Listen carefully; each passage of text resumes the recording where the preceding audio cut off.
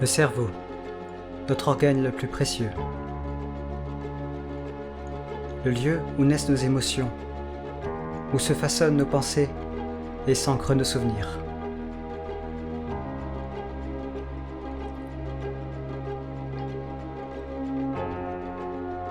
Contenu dans le volume d'une bouteille d'eau, environ 86 milliards de neurones veillent à maintenir notre corps en marche.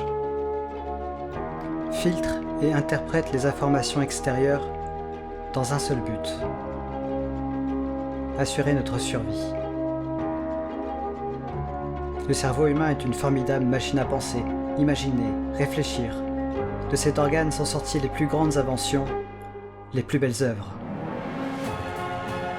L'Homo sapiens est la seule espèce sur Terre à être parvenue à s'extraire de sa condition animale pour prendre son destin en main et atteindre le pinacle de l'évolution.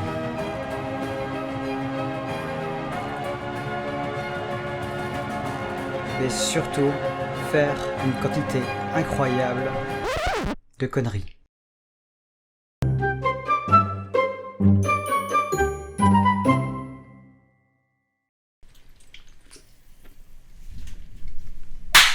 Bonjour à tous et bienvenue sur cette chaîne qui va vous retourner le cerveau pour mieux le comprendre.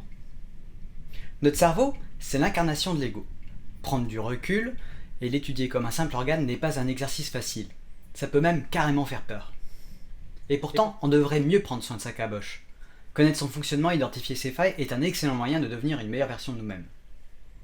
En guise d'apéritif, voici en désordre 3 raisons de vous méfier de votre ciboulot et vous donner envie d'attendre la prochaine vidéo. Premièrement, nous sommes tous des animaux. Même si on peut se vanter d'en avoir un gros, le plan de base de notre cerveau est identique à celui d'une souris. L'info passe par les mêmes chemins et dans le même ordre. Notre impressionnant cortex préfrontal nous permet d'être beaucoup plus intelligents que les autres. Mais cette partie du cerveau a toujours un train de retard sur les autres. Une grosse partie de son job consiste donc à tenir en laisse le reste. Renoncer à engloutir un délicieux gâteau, décrocher le regard d'une belle paire de fesses, faire sa déclaration d'impôt, monter dans l'avion la peur au ventre. Bref, il fait tout le sale boulot. Utiliser notre intelligence est souvent une grosse source de frustration. C'est fatigant. Et quand on manque de méthode et d'énergie, on finit par laisser la bête reprendre le dessus. Grâce à l'archéologie et la génétique, on a désormais une bonne idée de l'agencement du cerveau et les capacités cérébrales de nos ancêtres et cousins disparus. On s'est appelé nous-mêmes Homo sapiens, l'homme savant, et pourtant, l'homme de Néandertal, qui est un cousin, pas vraiment un ancêtre, avait un cerveau plus grand que le nôtre. Il avait développé l'art, la médecine, la spiritualité à un niveau bien plus élevé que nous en son temps. On suppose aujourd'hui que sa disparition a surtout été la conséquence de la fin de l'ère glaciaire et le manque de gibier. Il était peut-être plus grand et plus intelligent, mais le coût énergétique de cet avantage s'est peut-être retourné contre lui. Au sein de notre propre espèce, de la fin de la préhistoire au début de l'ère industrielle, notre cerveau semble avoir perdu un peu de sa superbe. Avec l'apparition de l'agriculture, de l'écriture, des métiers, l'intelligence individuelle a été remplacée par l'intelligence collective. Si la révolution industrielle, les progrès de la science et de la médecine semblent avoir un peu inversé la tendance, on pourrait presque conclure que pendant 10 millénaires, la connerie a été favorisée par la sélection naturelle. Enfin presque.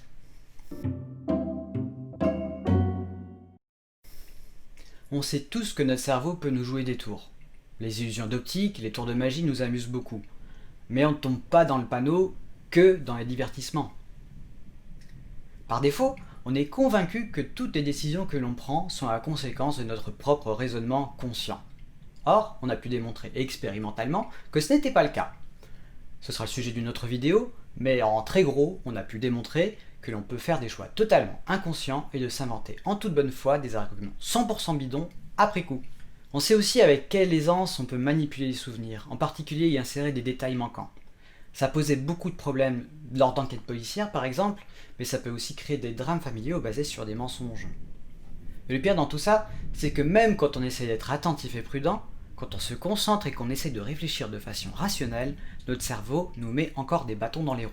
Pour nous faciliter la tâche, il use et abuse de raccourcis. En science, on parle de biais cognitifs.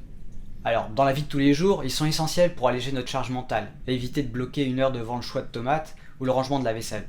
Mais quand il s'agit de sujets complexes et abstraits, comme gérer son budget, se faire une opinion sur une personne, une idée, une décision politique, c'est plutôt un inconvénient. Racisme, faillite d'entreprise, drames familiaux, etc. Mais heureusement, on peut s'améliorer. Merci à toi d'être arrivé à la fin de cette vidéo. Ces quelques minutes m'ont demandé énormément de préparation, surtout psychologique, parce que lancer une chaîne YouTube et s'exposer face caméra est probablement le truc le plus flippant que je n'ai jamais fait. Si le contenu de cette vidéo t'a plu et que le sujet t'intéresse, tu peux m'encourager à poursuivre. Tu peux le faire de plein de façons différentes. Lâcher un pouce bleu pour me donner un peu de confiance, t'abonner et cliquer sur la cloche pour me motiver, donner ton avis en commentaire pour m'améliorer, partager cette vidéo pour qu'il y ait plus de pouces, de cloches et de commentaires, et faire un petit crochet sur Utip ou devenir contributeur sur Tipeee pour me permettre de consacrer plus de temps à la réalisation des vidéos. La suite.